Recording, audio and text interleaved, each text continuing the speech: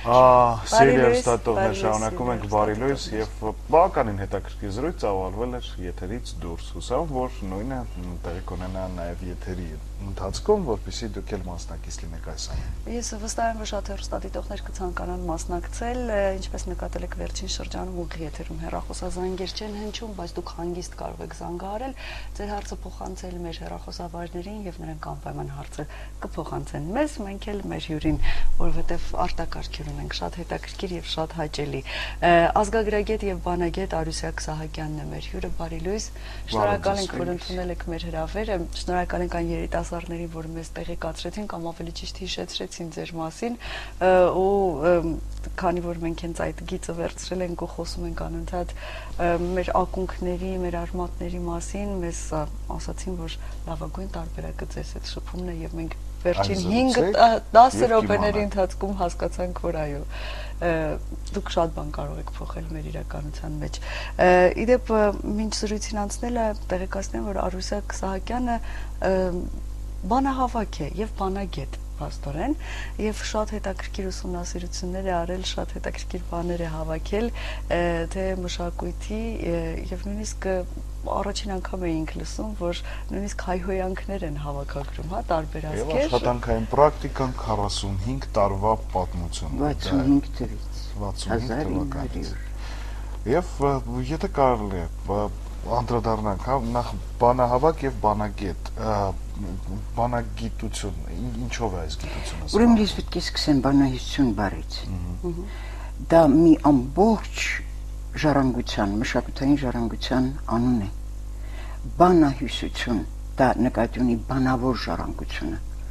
ոչ որևէ գրավոր ժառանգություն, օրինակ գրականությունը գրավոր ժառանգություն է, հեղինակային ժառանգություն է։ Բանահյուսությունը բանավոր եւ անհեղինակ ժառանգություն է։ Ինձ ամենից շատ հետաքրքրում է բան բառը, որ մերոնք 10-րդ դարավերջին մեր գիտնականները գտան եւ նարեկացուց վերցրին։ Ամբողջ աշխարհը ֆոլկլոր է ասում։ Ռուսներն ասում են «Народная словесность», այսինքն слово բառը էլի կա, բայց անգլիական տերմինով հայտնի է ֆոլկլոր։ Այդ բան բառն է ինձ չափազանց հետաքրքրում, բան հյուսել, այսինքն խոսքով հյուսել, մեծ կտավի, երկու տողանոց, հանելուկ, առած ասացվածք, երկու տող է ընդամենը, բարիրկը երկու տող է ընդամենը, խաղիկ է, երկու տողի մեջ ինչպես հյուսել բառը բառին, մինչև էպոս, որ 7 օր կարող են նստել պատմել։ Այս հյուսել բառը, իսկ բան բառը, որ չափազանց լայնատարած իմաստ ունի, մի բան պատմի, այսինքն նշանակում է պատմություն։ Բայց շատ հետաքրքիր ուրիշ տեղել է սա տանում, երբ մենք ասում ենք սկզբում էր բանը, իսկ աշխարհի բոլոր լեզուներով սկզբում էր բանը։ Այո, շնորհակալ եմ, դուք առաջին գաք եւ ասացիք։ Ես հասկանում եմ, ի սկզբանե բանն եւ բանն էր Աստված, 4 ավետարաններից միայն Հովանու ավետարանն է այսպես սկսվում։ Եվ ես հասկանում եմ, որ բանը ոչ թե խոսքն է, լոգոսը, այլ աստվածային տիեզերական բանականության մասին է խոսքը։ Եվ երբ որ ասում ենք Աստված իր պատկերի համեմատ ստեղծեց մարդուն, արտաքին պատկերը նկատի չունենք, որտեղ ոչ ոք չի կարող ասել Աստված արտաքնապես ինչ պատկեր ունի։ Ինքը իր աստվածային բանականության համեմատ ստեղծեց մարդուն, եւ մարդը այդ աստվածային պարգևի գինը պիտի իմանար։ Այդ բանականության հետ միայն աղոթքով չէ, սովորական գործի մեջ կենցաղն էլ բարդարվեց։ Մասնագիտության մեջ առավել եւս այդ մտքի, այդ բանականության գինը պետք է իմանա, պետք է իր ասած ճշմարտությունները առնվազն բարձր լինեն։ Բարձրագահ միայն աստվածային ճշմարտությունները կարող են լինել, եւ ամբողջ որոնումները մարդկության այդ աստվածային բանականության առեղծվածն է։ Ինչ է ինքը, դեզերքը աստվածային բանականություն է, մեր բանականությունից դուրս բանականություն։ Բոլոր գիտություններն ուսումնասիրում են եւ մինչեւ հիմա, քանի գնում այնքան առեղծվածները շատանում են, ինչ է դա, ինչպես է ստեղծվել դեզերքը։ Այդ ինչ կարգ ու կանոն է, ինչ օրենք օրինաչափություն է այդքան ճշգրիտ վարքյանի ճշգրտությամբ։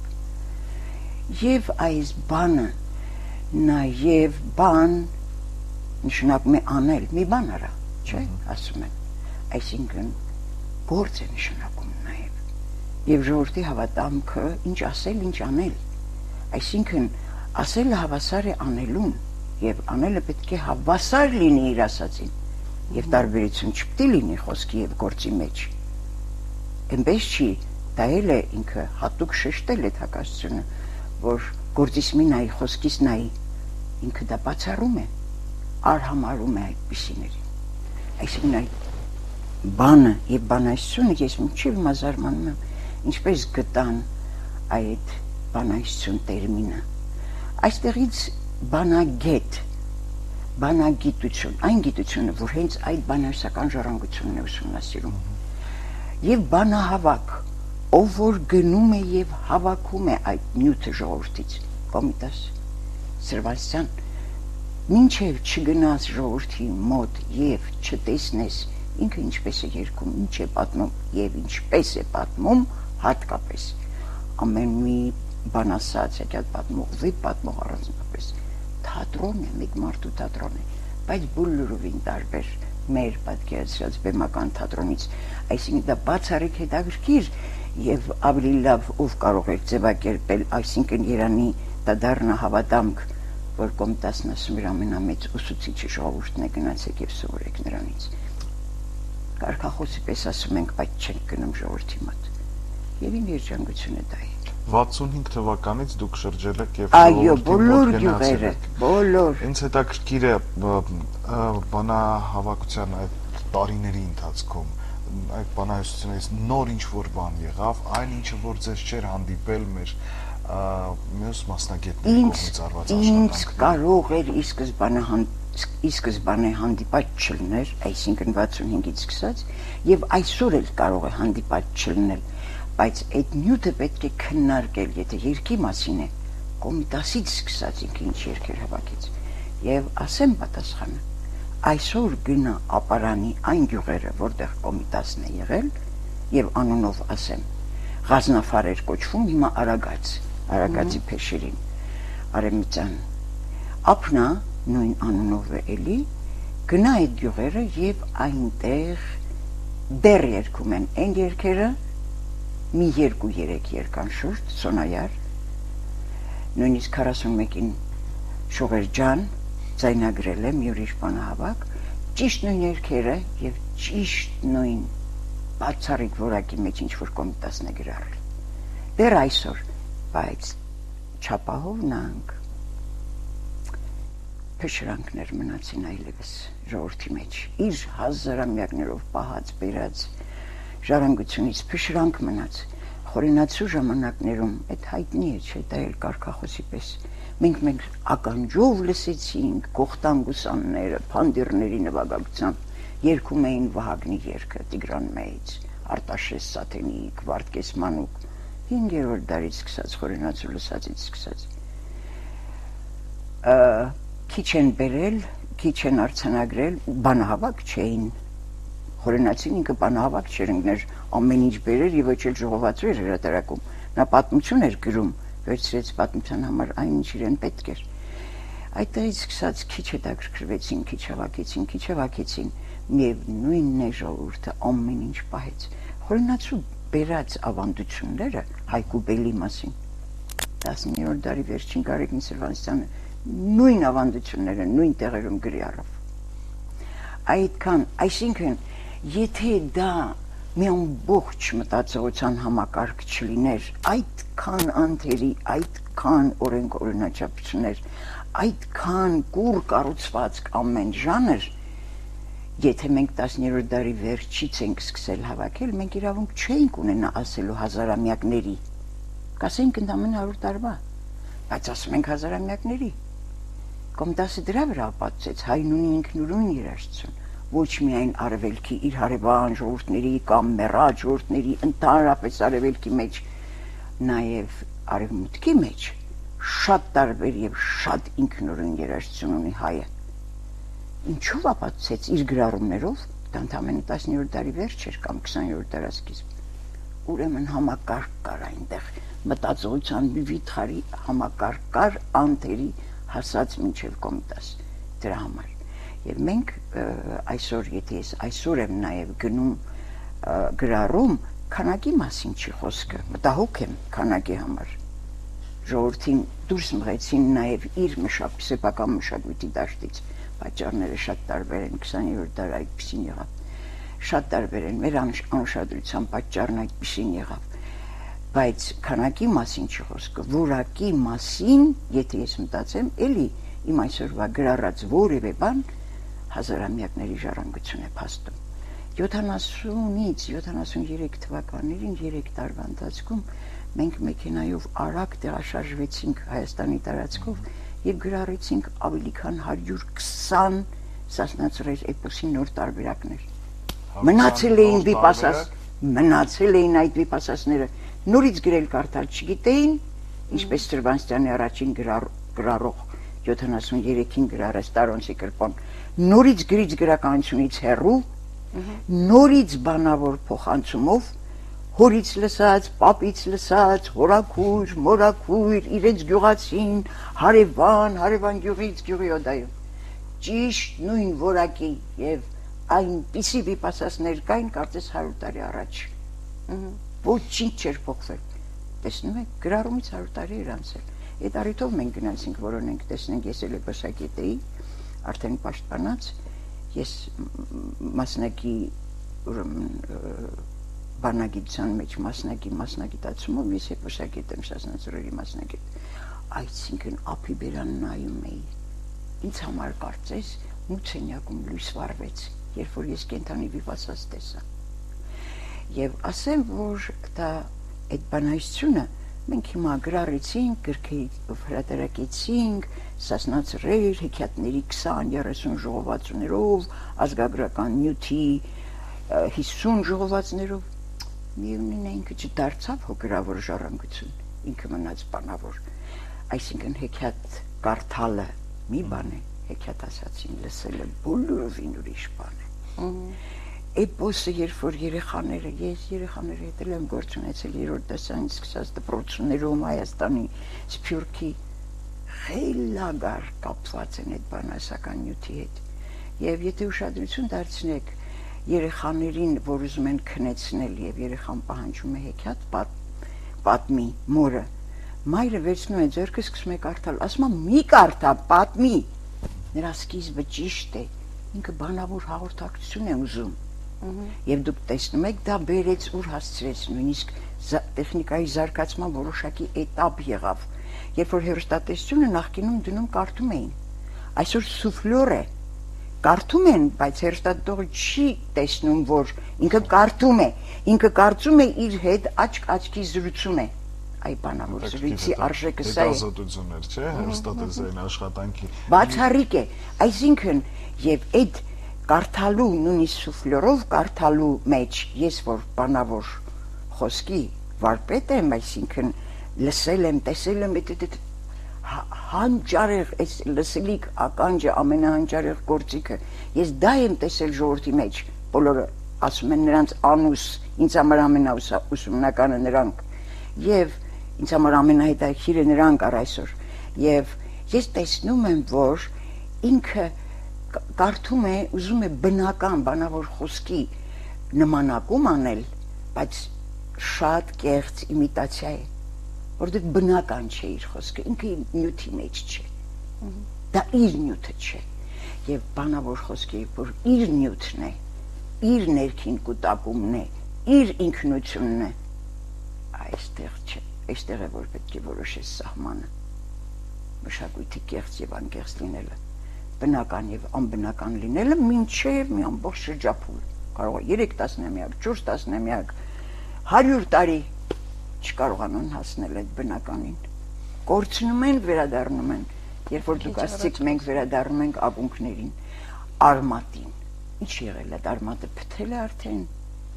չի ծլարցակում ճյուղերը, չի տերևակալում այլևս, ուրեմն մտահոգ ենք, ինչ-որ բան է կատարվել այդ արմատի հետ։ Հաշվի առնենք, երևի այսպես մթնոլորտը փոխվել է, մթնոլորտը մեր իրականությունը, ասենք աշխարհը, միջավայրը փոխվել է,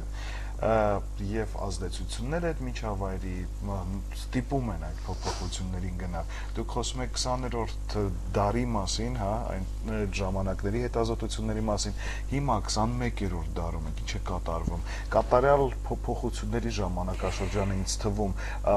շատ բաներ կային, խաղեր կային, շատ իրադարձություններ կային, որ հենց մեր բակում էր տեղի ունենում, դեռ 20-րդ դարում եւ մենք այսպես անցումային ենք։ Ես հիշում եմ երեխա ժամանակ։ Հիմա դրանք չեն պահպանվել։ Մեր թաղի երեխաները այսօր բոլորովին այլ իրականության մեջ են ապրում ու տեղյակ չեն այն խաղերին, որոնք փոխանցվել են հենց թեկուզ մեր հայրերից։ Նրանք միգուցե 1-2 խաղ էլ գալիս ասում են, իսկ մեր ժամանակով ունենք այսպիսի խաղ, դուք չեք խաղում, բայց պատմել են ու հիշել են։ Իրենք էին սարքում, վայելում էին այդ չալիք-չիբուխը, փայտեր, ինչեր, եթե նույնիսկ ճան, ոսկորի ճանով էին խաղում եւ այլն։ Դա արդեն վայելք էր, երբ որ դու քո ձեռքով սարքածով ես խաղում, ինչպես եւ քո հյուսածը, քո կարածն ես հագնում, դա բոլորովին ուրիշ վայելք է, ոչ միայն ինդիվիդուալ։ Դու ստեղծագործում ես այդ ժամանակ, քո ստեղծագործությունն ես հագնում, ոչ ուրիշի։ Եվ այստեղից սկսած բոլորովին տարբեր ժամանակ չկա։ Եկեք նախ այս հասկանանք։ Ուրեմն, եթե մենք պատկերացնում ենք, որ մեր ժամանակը այնքան բոլորովին տարբեր է, որ կապ չունի 10-րդ, 20-րդ դարի հետ, սխալվում ենք։ Սա ժամանակի մասին շատ մակերեսային պատկերացում է։ Եվ այդպես էլ մենք մտածում ենք։ Սպանեցիք ձեր կոմիտասով ասում են։ Ու կամն առած ընկած են, այսօրվա երգերը։ Սպանեցիք ձեր կոմիտասով։ Մտածում են, որ եթե 10-րդ դարը անցած ժամանակ է, ուրեմն հին ժամանակ է, անցել գնացել է։ Հիմա բոլորովին ուրիշ ժամանակ է։ Հիմա մենք առաջ գնալու, դեպի առաջ գնալու խնդիր ունենք, դեպի հետ գնալու խնդիր չունենք։ Մենք չունենք պատմություն ունի։ Պատմության անիվը կլոր է, ժամանակի ցուցիչն էլ կլոր է։ Ինքը ուղիղ գծով չի շարժվում։ Ինքը կլոր, պտտվում, նույն տեղի վրա կանգնում է։ Այսինքն մենք որքան էլ ուզենանք առաջ, միայն առաջ, կլոր շրջագծի մեջ ենք սկյուրկի պես, պտտվում ենք եւ կկանգնենք նույն տեղում, որ այն հին հազարամյակներ, բորբոսնած ժամանակներ, անցած պապինական իր հետ անցավ գնաց ոչ։ Եթե իր հետ անցավ գնաց, ուրեմն մենք ոչ ոքի հետ ենք այսօր։ Ինքներս մեզ հետ չենք, աշխարհի հետ ենք, մեզ հետ չենք։ Դա է ինքնությունը։ Եվ բոլոր բանաստեղծության բոլոր գրողներն ասում էին պապենական ժառանգություն, մեծանական խոսք, մեր մեծերի։ Դրա համար նրանք հազարամյակներով պահեցին եւ դրա համար իրենց ինքնությունը պահեցին ու այս դաժան պատմական ճակատագրի պայմաններում պահեցին հայություն։ Այս ժառանգությունը իրենք պահեցին, այս ժառանգությունը իրենց պահեց հայ։ Այսօր ուզում եք պահեք, ուզում եք մի պահեք։ Եթե խնդիրը նոր ժամանակի մասին է, 21-րդ դարի ինֆորմացիոն տեխնոլոգիաների մասին է, մի պահի։ Խնդիր չունեմ որոշումների հետ, անհատի որոշման հետ խնդիր չունեմ։ Ինքը ուր ուզում է թող գնա, ես ամբողջ ազգի որոշման հետ խնդիր ունեմ։ Ամբողջ ազգը արդյոք որոշել է միայն առաջ գնալ։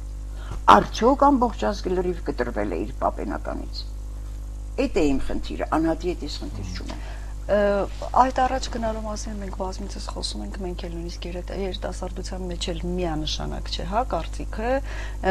մի ստվար հատված կարծում է, որ պետք է անպայման առաջ գնալ, ամբողջ աշխարհը առաջ է գնում, մենք հետ ենք գնում, նույնիսկ որոշել ենք ինչ որ շատ հետ գնալ դեպի արմատներ եւ այլն, մյուս մասը հիանալի գիտակցում է դրա կարեւորությունը։ Այդ դուք որպես մարդ, ով այսքան ուսումնասիրել է, ով այսքան ապրել է, ում գլխով ինչ ասես չի անցել, ինչ ապագա եք տեսնում, որ դեպքում գլխով ինչ անցել, ինչ չանցնելը չգիտեմ, բայց ես հստակ գիտեմ, երբ որ ասում եմ հայ ժողովուրդ, հստակ գիտեմ ինչ է հայ ժողովուրդ։ Իր տեսակը գիտեմ, շփման մեջ գիտեմ, ժառանգությունները գիտեմ, եւ գրականությունը, եւ պատմությունը գիտեմ, եւ բոլոր հոգեվոր արժեքները, որ արժի համակարգ են ասում։ Իսկ եթե ամփոփ ներկայացնենք, բայց ես ասում եմ, երբ որ ասում են մենք գնում ենք միայն նորի հետևից, ես մի խնդիր գիտեմ, շատ կարևոր եւ շատ վտանգավոր խնդիր։ երբեք չի ճշտվում գիտելիքի եւ ժամանակի հարաբերության խնդիրը։ Այսինքն այդ գիտելիքը այսօրվա մեջ մեզ պետք է։ Ինքը այդ գիտելիքի տեղը չգիտի, եթե չգիտի, ոնց կարող է ինքը ասել, այդ գիտելիքը ինձ պետք է, թե պետք չէ։ Դա գիտություն կարող է լինել մշակութային ժառանգություն։ Եթե ինքը չգիտի իր պապենականը որն է, ինքը ինչպես է որոշում, դա իրան պետք է, թե պետք չէ։ Իր համար թող որոշի, բայց որոշում է նաև ինձ պետք է, թե պետք չէ, ամբողջ ժողովրդին, բոլոր իրար հաջորդող սերունդներին պետք է, թե պետք չէ, այս գիտելիքի եւ իրականության հարաբերությունը ճշտված չէ։ Եթե ասում են միայն դեպի առաջ, միայն դեպի բոլոր գիտություններին եւ գիտելիքներին հետևեք, խոհանոցից եւ մոդայից սկսած հագնվելու եւ միայն հագնվելու մոդայի մեջ չէ, որ ամենալավ մոռացվածինն է, հագնվելու, քիմքի, ուտելիքի մեջ, տեսնում եք վերադարձել են մեր թոնրի տակը դրած, կճուճի մեջ եփած, մեր տատի տոլմային։ Ասում եմ, գնացի, ինչեւ պարվի տերողորմյա, քիմքը չի մոռանում, հիշում է, որ իր մոր եփածը բուլուրովին ուրիշ համուն էր։ Այդ կճուճի մեջ եփած բուլուրովին, թոնրի կողին կողած լավաշը ինքներդ գիտեք ուրիշ համունի քան որևէ սալիկի վրա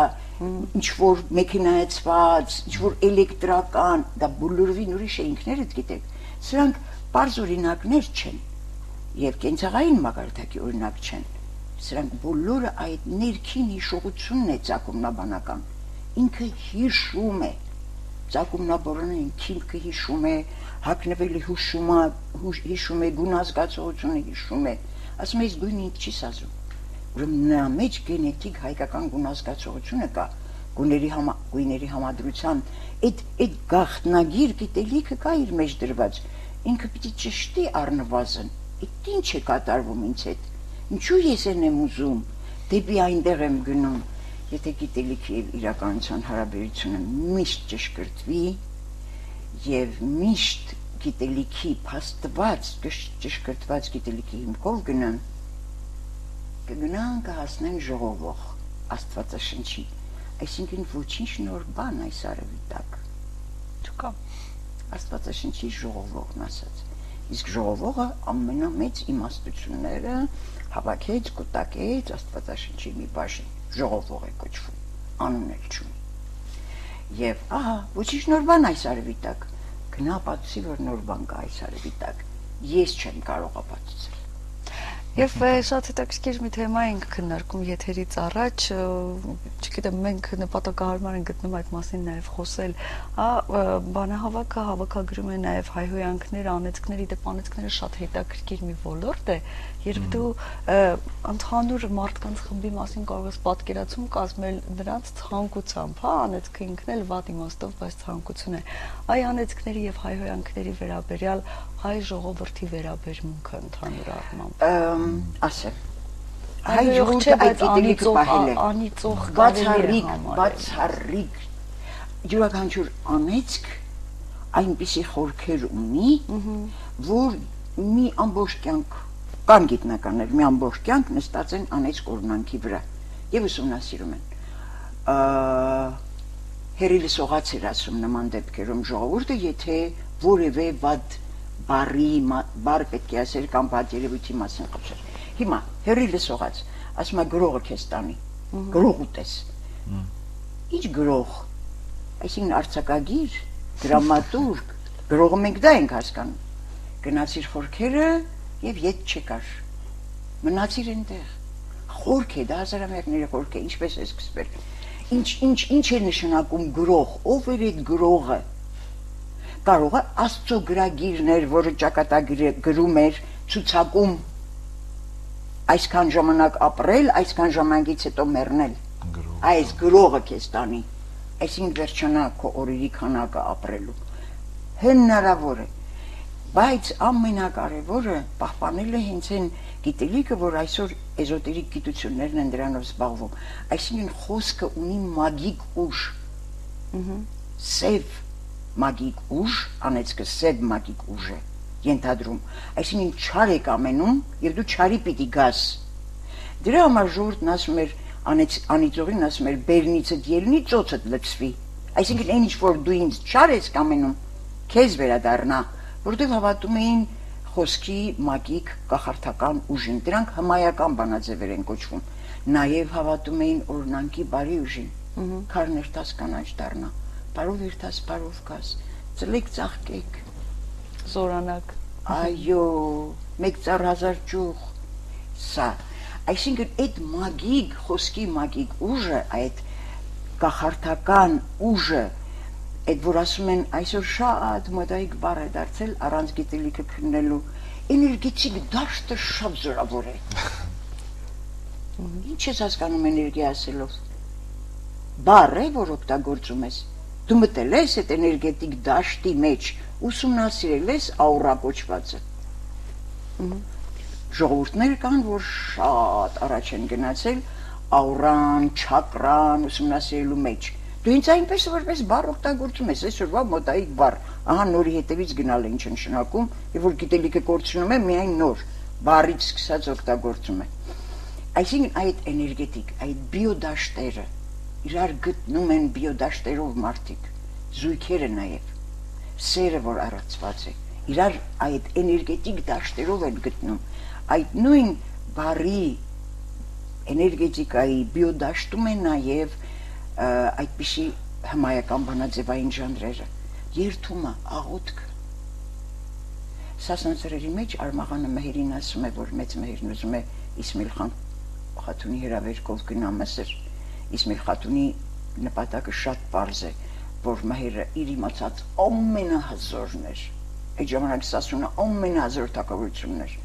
Եվ ասում էր, եթե մենք Սասունցոց մոտ են կրակ չառնենք, մենք կմնանք շիվար, այսինքն պետք է ինքը Մեհերից հզոր ժառանգ ունենար։ Թագավորների հեքիաթներում են սովորական ժառանգի մասին չի խոսքը, հզոր ժառանգի մասին է խոսքը։ Տեսնեք հեքիաթները, թագավորը ասում էր ուներ 3 տղա։ Ավակը, միջնեկը, կրտսերը եւ փոքր տղեն էր։ Այդ ընտրյալը։ Այդ հզորը, այսինքն հզոր ժառանգ էր ուզում ունենալ Իսմայիլ խանումը կանչեց, թուղթ գրեց, նամակ գրեց,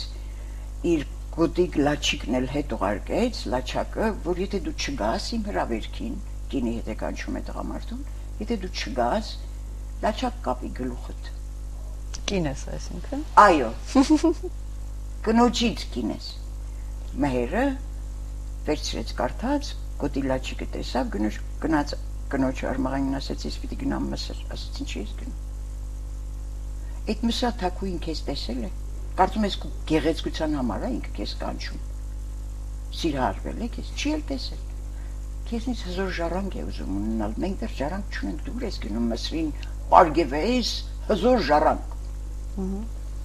Ասեց մերնի այն կուտիկ, որ կտա գոտիկ, չառն է կուտիկ, այսինքն եթե ես չգնամ, կլունեմ կնգա կնիկ, ինքը իր գոտին եւ լաչակն է ուղարկել, այսինքն տղամարդկային յանի արժանապատվություն իբրտե։ Եվ գնալուց առաջ Մեհերն Արմաղանն ասաց, ձեր ազգի մեջ 3 օրենք կա։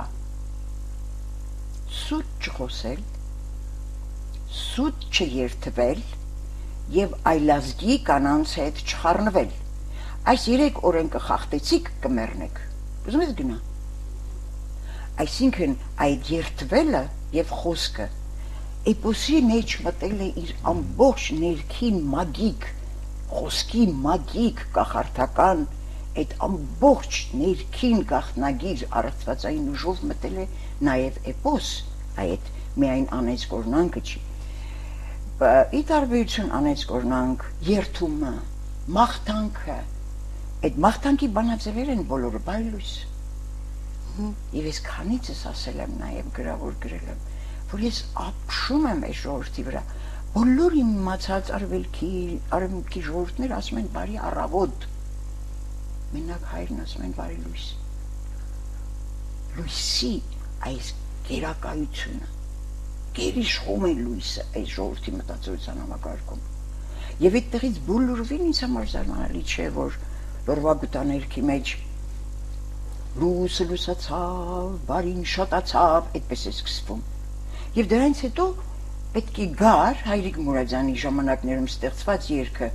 բարի լուսող ներևած, այս շղթան, այն լույսը լուսացավ, բարին շատացավ, քրիստոնեությունից առաջ է գալիս, վստահ բարի։ Ինքը բարի լույսը ընդդեղից առաջ է ասել, եւ մինչև հիմա ասում է բարի լույս։ Երբ որ ասում են ժողովուրդն ասում էր գիշեր բարի, չէր ասում բարի գիշեր, շատ սիրուն է այս տեղափոխությունը բարի, գիշեր բարի, պատասխանն լինում էր լույս բարի։ Ուրեմն գիշերվա մեջ լույս կա, լույսի մեջ գիշեր կա, դա օրվա ամբողջն է, եւ ամբողջի մեջ պետք է դու հասկանաս, եւ այս ամբողջ ներքին գիտելիքային համակարգի համեմատ հայոյանքը չունի, հմայական զորություն չունի, նա աֆեկտիվ պահի արտահայտություն է, զայրացած, ջղայնացած, իր հոգեբանական արտասովոր վիճակի մեջ եղող երևույթ է, հետևանք է դրան, ճիշտ այնպես ինչպես թքում են, ենթադրենք շատ ներողություն, էլի հեռել սողած, եւ ուրեմն դա զայրացած է, եւ եթե չասի իր ներսում կուտակված ագրեսիան 2-3 բառով չարտահայտվի, հնարավոր է, որ իր հետ ինչ-որ մի բան կատարվի, այսինքն ագրեսիայի ներքին կուտակումն էլ շատ վատ բան է, պետք է դուրս թափել, հայոյանքը դա է, եւ մեր ժողովուրդը սոս կալի չի սիրել հայոյողին եւ գրեհիկ հատկապես հայոյանքներ, եւ ասվում է, որ այդ գրեհկագույն հայոյանքները հարևան ժողովուրդներից են եկել մեր ներս մտել։ Մայրը ինքը մայր Աստվածյան ժողովուրդ էր, չէր կարող պատահի մայր հայեր էր, դա սրբություն էր իր համար։ Կարծեմ եկել է եւ հետո մեր զրույցից առաջ էլ, այսինքն եթերից առաջ էլ ձեզ ասացի, որ մի կին ուղղակի ինձ ինչքան ապրեմ, ես նրան կարգել եմ ինձ ուսուցիչ, ինչ խոսեմ, նա ինձ դաս տվել, ասաց Անուս, Մշեցի կին Ախորյանի շրջանի Մարմաշեն գյուղում, 68-ին եմ գրառել, եւ ասաց այն բերանով, որ մարդը հաց է ուտում, բարուր է գրկում համբուրում, բարի լույս է ասում, աղոթք է անում այդ նույն բերանով, ինչպես կարելի է հայոյել եւ անիծել։ Նույն բերանով։ Ախորյանցի նաեւ տատիկս էր, նա էլ նույն բանը գրեթե ինձ հիշեցի մանկությունից։ Ախ, եթե թանկ լինի, ձեզ որ այդ ներքին ձեր կոդը, եթե պահը լինում է ու դուք վերադառնում եք, ձեզ համար որքան թանկ է լինում ձեր տատի ասածը, ձեր տատի կերպարը։ Չէ, իրականում շատ թանկ է, ես պարբերաբար եմ հիշում, պարբերաբար այնպեսի խորհուրդներ։ Նորն ու հինը որն է։ Չկա նորն ու հին։ Հասկանում ես, որ հիմա տարիների անցնելուց հետո վերլուծում ես, որ ամեն խոսքը որ հնչել է, այն որ թվում էր շատ պարզ, պատանեկության տարիներին անուշադրության էր մատնում եւ այլն, հիմա այդ գանձի պես վերադառնում է։ Մենք հիմա էլ բազմիցս խոսում ենք, իդեպ ես առաջարկում եմ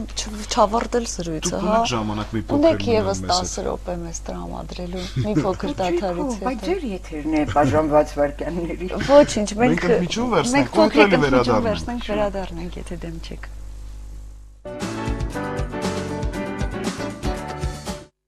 Ձելի հեռուստատողներ, շարունակվում է մեր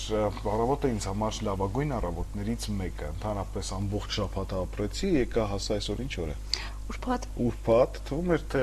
ուրբաթն էլ, շաբաթն էլ, նույն ձև, այսպես սովորական, առօրեական կանցնի։ Ուրբաթը շաբաթից շուտ եկավ։ Տեղին չէ, այստեղ շատ հետաքրքիր տեղեր են օգտագործվում։ Նախորդ րոպեների համար եւ նրա համար, որ եւս մի փոքր համաձայնեցիք մնալ մեզ հետ։ Ալկագրագետ, բանագետ, բանահավաք Արուսյակ Սահակյանն է մեր սիրելի հեռուստադիտողներ, եթե նոր եք մեզ միացել, բարի լույս եւ մնացեք մեզ հետ, որովհետեւ շատ հետաքրքիր թեմաներ ենք քննարկում, այն կարոտը, որը ապրում է մեր բոլորի սրտերում, երբեմն գիտակցված, երբեմն չգիտակցված, ժամանակ առ ժամանակ այսպիսի զրույցների ընթացքում հաճույքի տեսքով այն վեր է ելնում մեր մեջից, այսինքն երբ զգում ես, որ հաճույք ես ստանում զրույցից, դա նշանակում է, որ այդ կարոտի զգացումն ես փորձում փոքր-ինչ բավարարել չգիտեմ որքանով է սա ճիշտ կամ համապատասխան իրականությանը, բայց այնուամենայնիվ հաճելի է։ Շարունակենք մեր զրույցը, որտեղ կանգ առանք։ Նույնիսկ չեմ հիշում որտեղ կանգ առանք, բայց որից սկսենք նորից սկսենք։ Թեմաները շատ են։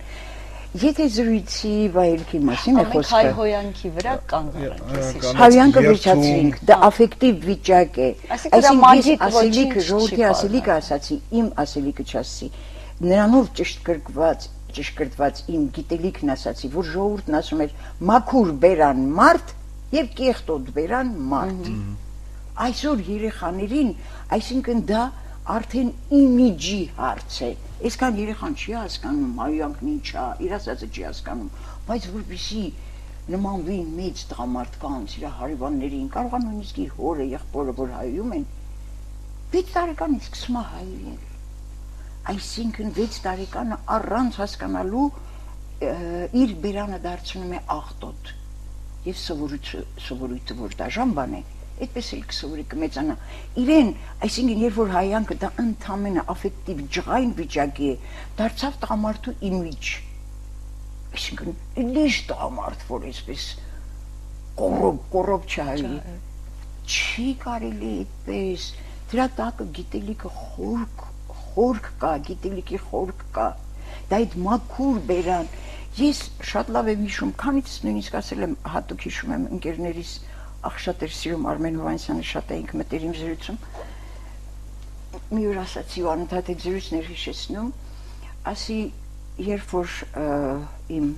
ծերուկները, ում ես բոլոր ծերուկներին մեկ-մեկ սիրարված էի, որտեղ մշակութային նույն դաշտում էինք, եւ կարող է հայեին, որտեղ դա արժեք չուներ, դա խորք չունի, գիտելիք չունի, բայց հայում էին, բայց եթե օծի, էշի, շան անուն պիտի տային, ասում էին հերիքին է լավ, հերիք հեզանից, մեղայի մասու օծ եկավ, բնից ելավ եկավ, հեքյատ է պատմի երևի, այսինքն ինչու օծը շունը, գիտելիք ունեն, սոս սկալի խորը գիտելիք ունեն իրենց ներսում, հայյանքը գիտելիք չունի, ունի, եթե խորանում ես, դա այլ գիտություն է, զբաղվում են դրանով, դա այլ գիտություն է, բայց երբ որ գնում են դեպի օծ, օծի գիտելիքը ամենահայտնի գիտելիքով ասեմ դες,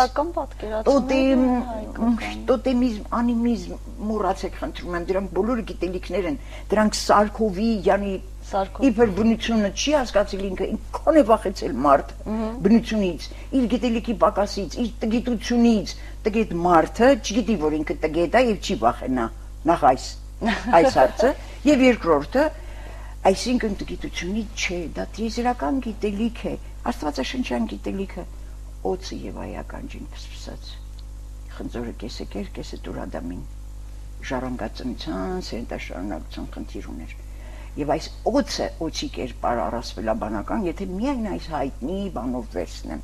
և օծը համարվեց չար, որտև ինքը օծը խապեց Եվային, Եվան խապվեց, խապեց Ադամին, այս ուրիշ խնդիր է թողնենք մի կողմ, այսինքն,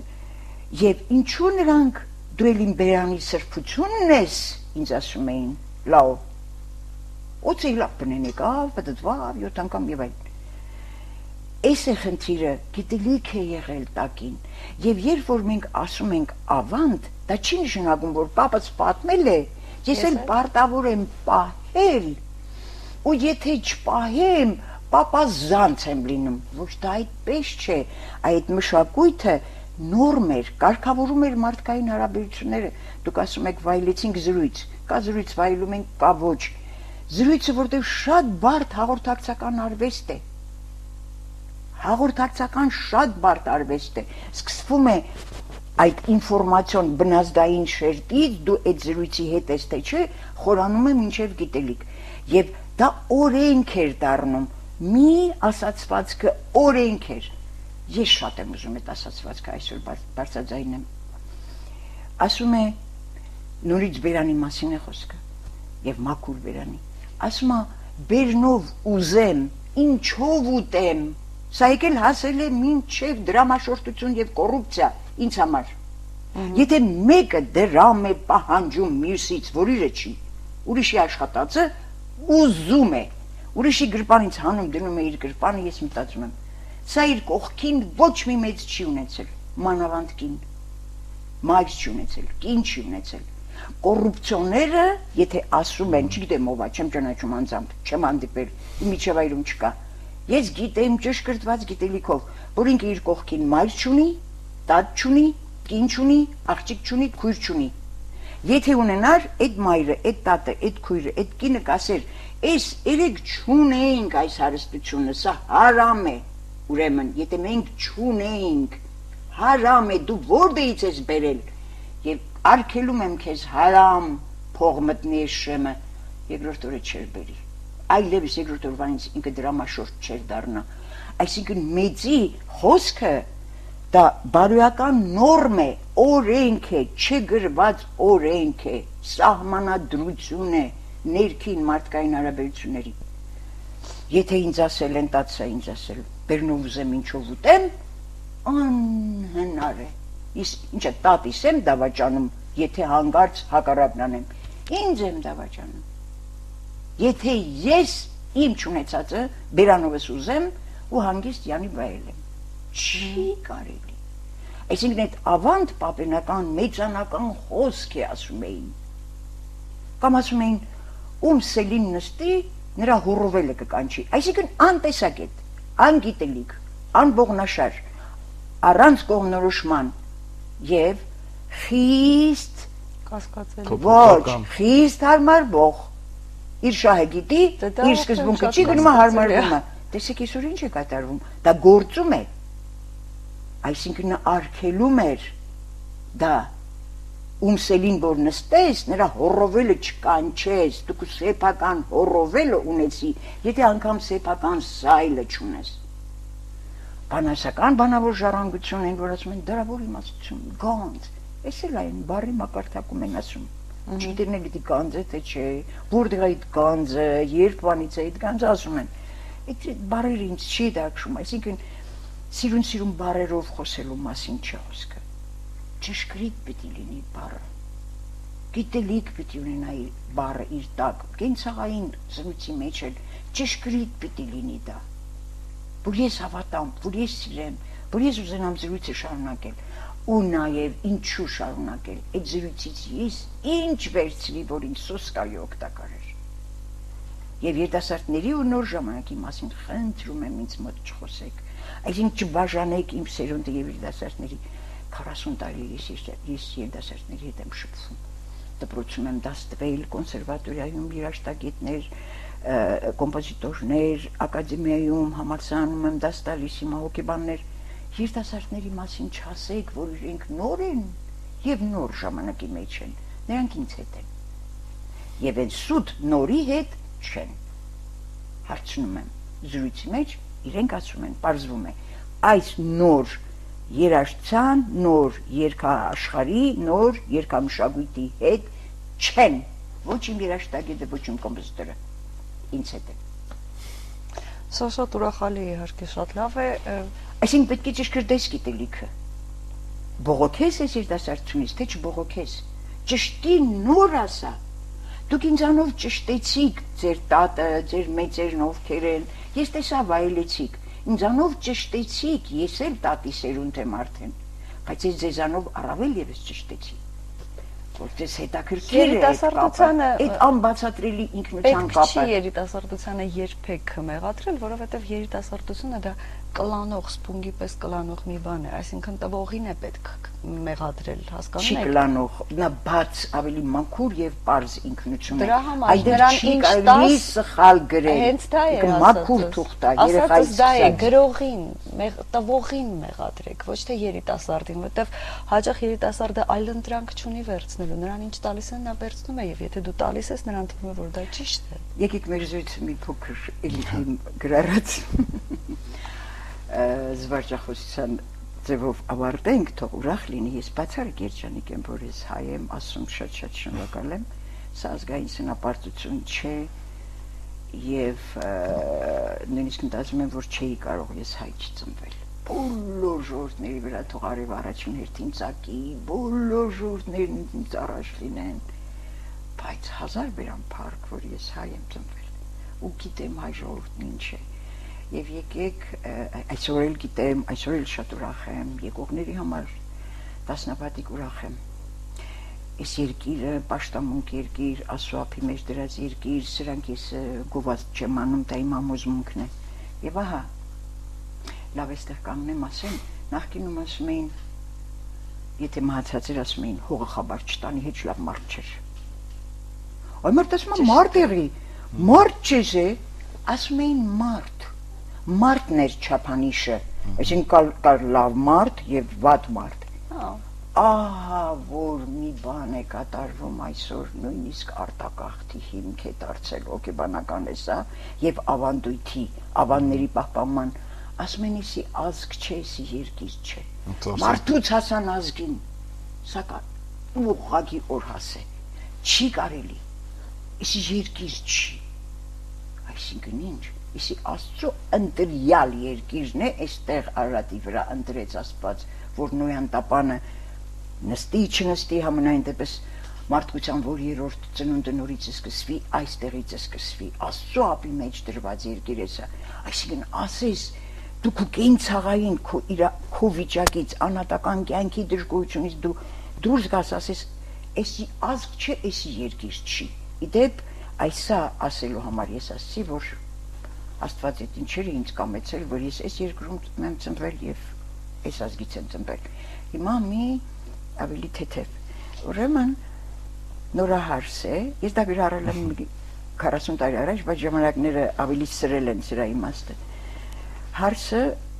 նորացին երեխա ունի, չխոսկան է հարսը ու իր պսպսալով, ամաչելով կերսարի հետ չի խոսում, ասում է հայրիկ ճիշտ են ասում, որ 40-ի երեխան, որ ժպտում է, հրեշտակների հետ է խոսում։ Ասում է այդ առաջ էր, աղջիկս, հիմա սատանաների հետ է խոսում։ Այսինքն այդ ժողովուրդը ֆիքսում էր, արձանագրում էր ժամանակների այդ փոփոխությունը։ Եվ նաև համառում էր, որ այդ փոփոխությունը անցավ լինի, հարթ լինի, հանգիստ լինի, ազգի ինքը պահում էր պապենականը, որ ժամանակները, բոլոր հազարամյակները հարթ լինի անցումը, անցավ լինի սերունդների հարաբերությունները։ Շնորհակալ եմ այսօրվա զրույցի առիթ։ Մենք էլ ենք շատ շնորհակալ, բայց այս վերջին հատվածը ինչ-որ մտածելու տեղիք տվեց, սա պետք է քննարկել, սա պետք է երկար մտածել։ Շատ շնորհակալ ենք, սիրելի հեռուստադիտողներ, ևս մեկ անգամ հիշեցնենք մեր հյուրներ բանագետ, ազգագրագետ Բանահավաք Արուսյակ Սահակյանը, մենք հուսանք, որ ելի կունենանք առիթներ նրա հետ շփվելու եւ հուսանք, որ այսօրվա զրույցից դուք էլ մեծ հաճույք կստացաք ու հաստատ կվերարժևորեք շատ բաներ։ Թերևս չկա մեր մեջ մի մարդ, որ գոնե մեկ անգամ ասած չլինի, այսինչ ազգը կամ երկիրը երկիր չի։ Եկեք մտածենք մի քիչ այս մասին։ Ասելուց առաջ, այո, մտածենք նախ մեզ փոխելու մասին եւ հետո նոր մեր շրջապատը առավելևս երկիրը եւ հետո երկիրը ազգը վարչակարգի հետ մի համեմատեք եւ մի նույնացրեք։ Դիտելու հնարավորություն կունենաք բազմաթիվ անգամներ, եթե այցելեք Կենտրոն հեռուստատեսության կայքեջը կամ գտնեք մեզ Facebook-ում, սկսենք նորից Կենտրոն TV։ Այնտեղ անպայման կտեղադրվի մեր այսօրվա հանդիպումը, որպեսզի ձեզանից յուրաքանչյուրը, ով գոնե բաց է թողել ինչ-որ հատված, հաղորդակցվի այն իմաստության հետ, որ այսօր մենք ստացանք եթերի ընթացքում։